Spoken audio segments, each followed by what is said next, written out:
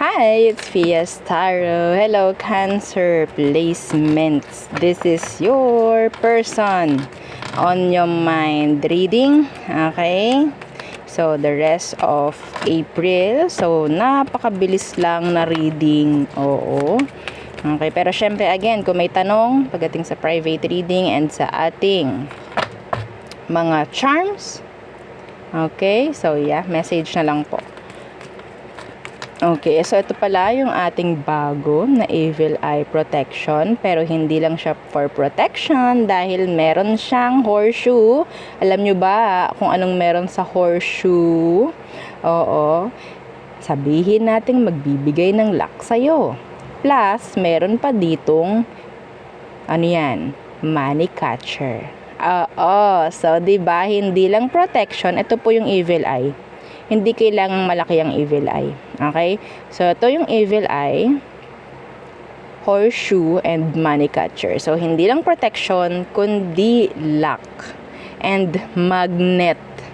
No? Pagdating sa mga magagandang opportunities. Yun nga lang, lilima ang mabibigyan ko nito. This is adjustable, by the way. You can wear this ganyan or ganito, kung anong gusto mong way. Okay, this is nice.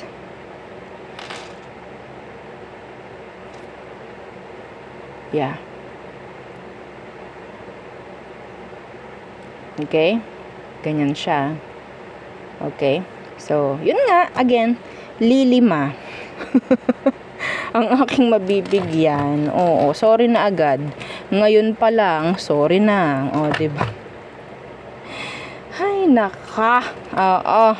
So, tanong na agad kayo kay admin. Diyos ko po. Okay. Let's see. Cancer. The person on your mind, who is this?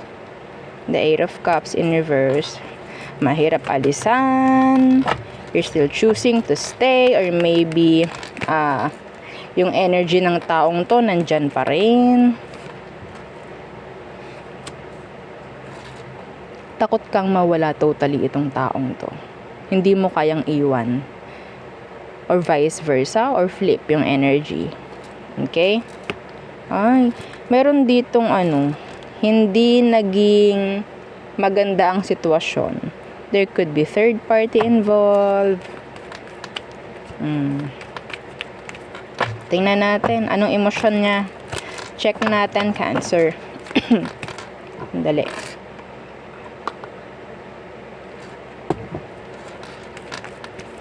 Cancer.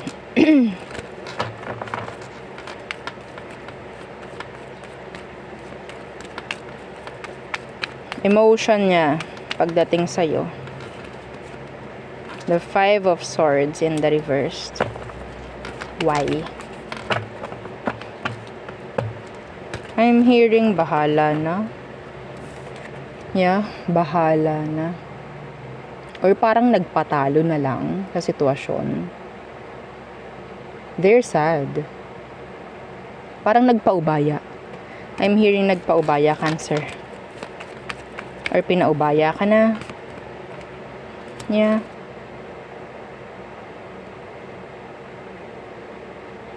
Pero still, yeah, nandyan pa rin sa energy mo to. Pwedeng napasok sa isipan mo kahit hindi mo siya iniisip, nakikita mo sa panaginip, mga ganyang bagay. Yeah, the Star. So, I think, ito talaga yung parang sinasabing unfulfilled. Na, yeah, wish mo na unfulfilled.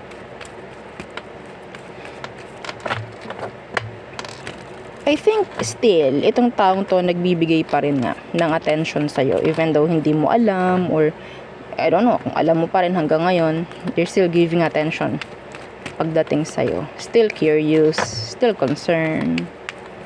Yeah. Anong next action niya ngayong, yeah, bago mag-end ang April? The Devil. Ooh, could be a Capricorn. Still attached. Yeah. Knight of Swords.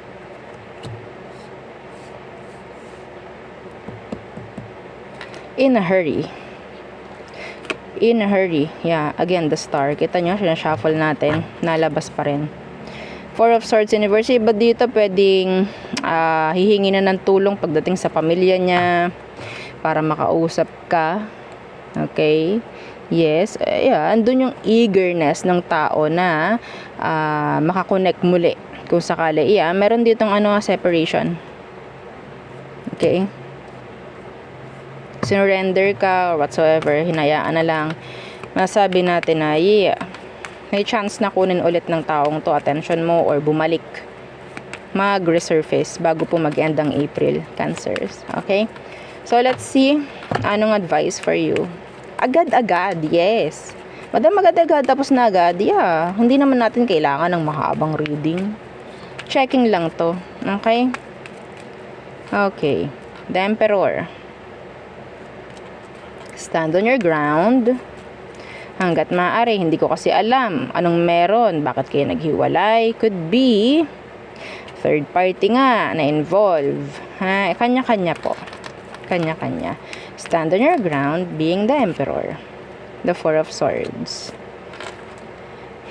Okay, advice is, kung makikipag-usap ka sa kanya, dapat pakita mo sa kanya na nasa tama ka na pagdedesisyon.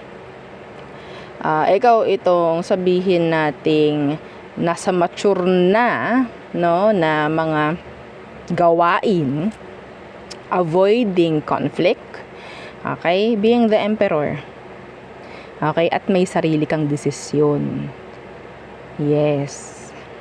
This is paninindigan. Kung anong kailangan yung gawin. Minsan meron tayong talagang kailangang i-surrender at sabihin nating kailangan na yun nga, ibigay kay universe, no, kung anong dapat. Okay, i-surrender. Being mature. Okay, ang advice sa'yo is ganon. Hindi pwede yung, ganto, ganyan, ay, babalik na naman tayo sa dati, ay, ganto, ganyan. Mahirap rin. So, siguro iba sa inyo, maraming itinuro itong connection na to.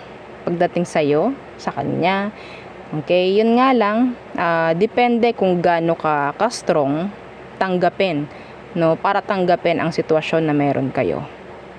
Dito makikita ng universe kung ikaw ay karapat-dapat na i-level up na.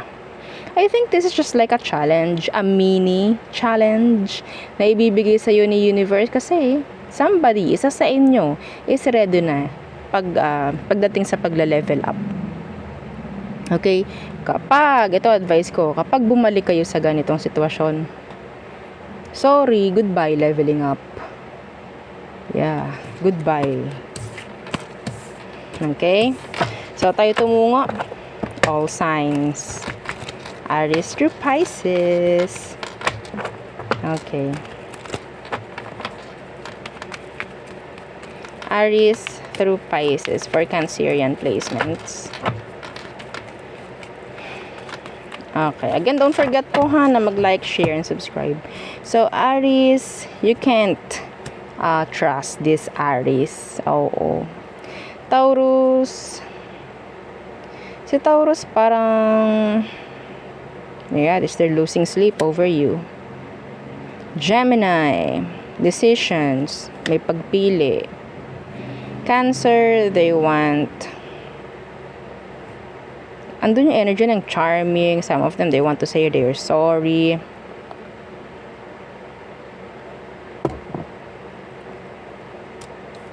Leo, gustong makipag-ayos ni Leo pero may takot siya. Virgo, gusto niya makipagbalikan. Gusto na niya makipagbalikan, Cancer. Libra, nawala na yung passion, nawala na yung kagustuhan pagdating sa'yo. Okay. Scorpio, they are bitter. Some of them, nandoon yung energy na gusto nila talaga humingi ng patawad. Okay, si Scorpio. So, Sagittarius, karma is hitting them. Okay? Capricorn, they're dropping you. Aquarius, hindi sila ready to commit, hindi sila ready for you sa connection if ever. Pisces, they're going back. They're returning. Okay? With a sorry. Oo. So, yun. Ang aking reading for you, Cancerian placements. Again, please don't forget to like, share, and subscribe, and follow our FB page and isa po nating YouTube channel na nasa description box below. Again, thank you. Goodbye.